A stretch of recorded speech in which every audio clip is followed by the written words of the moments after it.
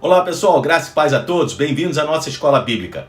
Nestas últimas semanas, temos buscado conhecer um pouco mais do maravilhoso Deus a quem servimos através de seus atributos, que, como deve saber, são as qualidades do caráter divino de acordo com a sua autorrevelação e que nos ajudam a entender melhor quem é Deus. Já sabemos que Ele é único e eterno, existe em si mesmo, não precisando de mais nada ou ninguém para existir. É também soberano sobre todas as coisas, onisciente, onipotente e onipresente. Aprendemos mais também sobre sua santidade e sobre o seu imenso amor. Hoje iremos conhecer um pouco mais sobre o Deus que salva, uma ação que tem origem no seu infinito amor pelo gênero humano e que também encontra razão de ser em outros de seus atributos, como sua bondade e misericórdia. A Bíblia diz que todas as pessoas, sem exceção, são pecadores. Isso significa que todos necessitam da salvação de Deus. Ninguém é capaz de se justificar diante de Deus por seus próprios méritos. O problema é que o pecado corrompeu a natureza humana de uma forma devastadora. Deus criou o homem bom, íntegro, dotado de responsabilidade moral e livre escolha. Mas quando o pecado entrou na humanidade através da desobediência de Adão, isso mudou. O coração do homem tornou-se irresistivelmente inclinado ao mal. A prova disso é que ninguém consegue optar a nunca mais pecar nessa vida. O homem não é pecador porque peca, mas peca porque é pecador. Por sua própria vontade, o homem não consegue amar as coisas de Deus. Ele simplesmente é incapaz de desejar aquilo que é espiritualmente bom. Por causa do pecado, o pecador sente prazer em ofender ao Senhor. Ele prefere as trevas ao invés da luz. O pecado pode ser definido como a quebra da lei de Deus. Essa lei basicamente proíbe aquilo que ofende a Deus e ordena aquilo que lhe agrada. Vejamos o que a Bíblia diz, carta de Paulo aos Romanos, verso 1. Agora, pois, já não existe nenhuma condenação para os que estão em Cristo Jesus, porque a lei do Espírito da vida em Cristo Jesus livrou você da lei do pecado e da morte, porque aquilo que a lei não podia fazer por causa da fraqueza da carne, isso Deus fez, enviando o seu próprio Filho em semelhança de carne pecaminosa e no que diz respeito ao pecado. E assim Deus condenou o pecado na carne, a fim de que a exigência da lei se cumprisse em nós, que não vivemos segundo a carne, mas segundo o Espírito. A lei de Deus reflete seu caráter santo e comunica ao homem o seu propósito. Essa lei pode ser percebida nas obras da criação, está impressa na consciência de cada pessoa e é revelada de forma especial nas Escrituras. O problema é que ninguém consegue cumprir integralmente a lei de Deus. Mas se há lei e se há um juiz, então é justo que alguma penalidade seja aplicada. É por isso que o apóstolo Paulo escreve mais adiante que a lei traz o conhecimento do pecado. Isso significa que a lei faz brilhar a justiça de Deus em contraste com a nossa própria pecaminosidade. Algumas pessoas dizem que Deus é injusto ao castigar o homem, mas é exatamente o contrário. Deus seria injusto se não castigasse aqueles que quebram a sua lei. Se o homem é condenado ao inferno, a culpa é inteiramente sua. Paulo vai continuar explicando que a lei não pode servir como instrumento de salvação, visto que ninguém é capaz de cumpri-la. Se ninguém consegue viver de acordo com o padrão que Deus existe, como pode alguém ser salvo? A resposta para esta pergunta é a salvação pela graça mediante a fé. E assim Paulo continua a ensinar. Mas Deus, sendo rico em misericórdia por causa do grande amor com que nos amou, e estando nós mortos em nossas transgressões, nos deu vida juntamente com Cristo, pela graça vocês são salvos, e juntamente com Ele nos ressuscitou, e com Ele nos fez assentar nas regiões celestiais em Cristo Jesus. Deus fez isso para mostrar nos tempos vindouros a suprema riqueza da sua graça, em bondade para conosco em Cristo Jesus. Porque pela graça vocês são salvos mediante a fé, e isso não vem de vocês, é dom de Deus, não de obras, para que ninguém se glorie. Deus enviou seu Filho unigênito ao mundo a fim de salvar o homem que quebrou a sua lei. Diferentemente de Adão, em Cristo não se achou pecado. Jesus fez certo o que Adão fez errado. Ele obedeceu onde Adão desobedeceu. Ele resistiu onde Adão cedeu. E ele venceu onde Adão foi derrotado.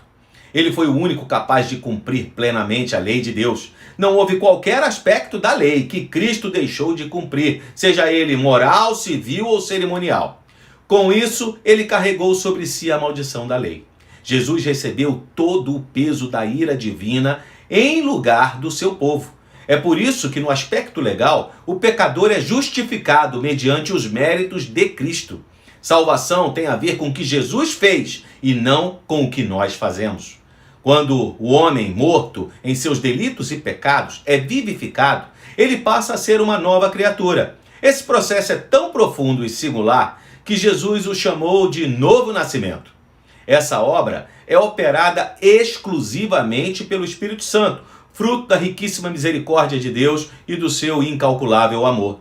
Regenerado, o homem é capacitado pelo Espírito Santo a viver uma vida que agrada a Deus. Assim, o cristão tem prazer em cumprir a lei de Deus e ela lhe serve como orientação. Para o cristão, a lei não é mais uma regra de condenação, mas regra de gratidão. Se somos guiados pelo Espírito de Deus, então é Ele mesmo que dá testemunho de que somos agora filhos de Deus, como o apóstolo explica. Pois todos os que são guiados pelo Espírito de Deus são filhos de Deus. O próprio Espírito confirma ao nosso espírito que somos filhos de Deus.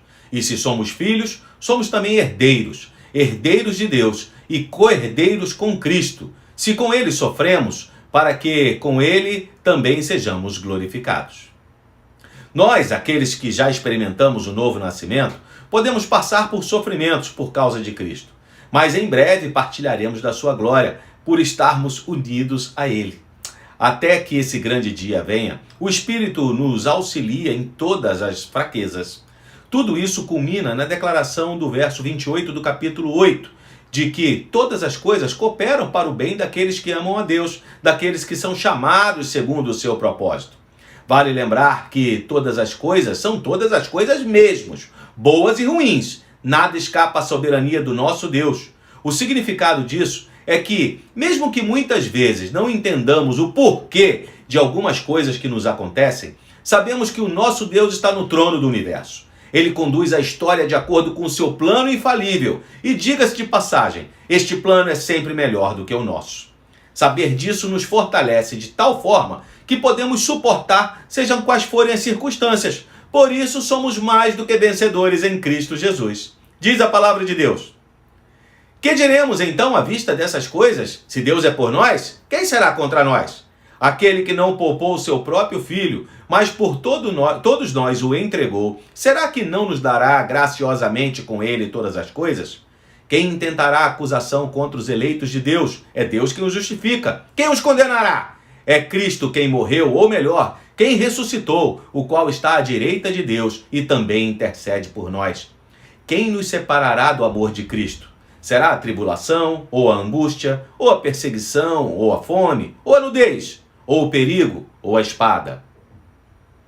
A ideia é que não há nada que os crentes possam temer, pois por piores que sejam as circunstâncias, em todas elas somos mais do que vencedores. Essa verdade deixa claro que muitas vezes Deus não nos livra dos problemas, mas nos livra nos problemas. Muitas vezes Ele não nos protege das dificuldades, mas nos protege nas dificuldades, de modo que todas as coisas cooperam para o bem daqueles que amam a Deus, daqueles que são chamados segundo o seu propósito.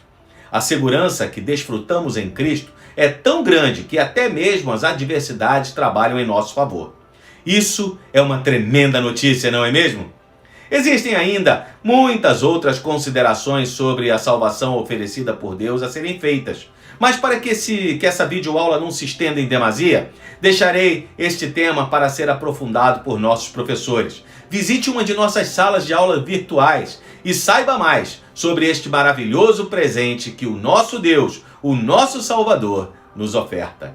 Quero encerrar o nosso bate-papo deixando com você os últimos versículos deste capítulo 8 da carta de Paulo aos Romanos, que diz assim: em todas estas coisas, porém, somos mais do que vencedores por meio daquele que nos amou. Porque eu estou bem certo de que nem a morte, nem a vida, nem os anjos, nem os principados, nem as coisas do presente, nem do porvir, nem os poderes, nem altura, nem profundidade, nem qualquer outra criatura poderá nos separar do amor de Deus que está em Cristo Jesus, nosso Senhor.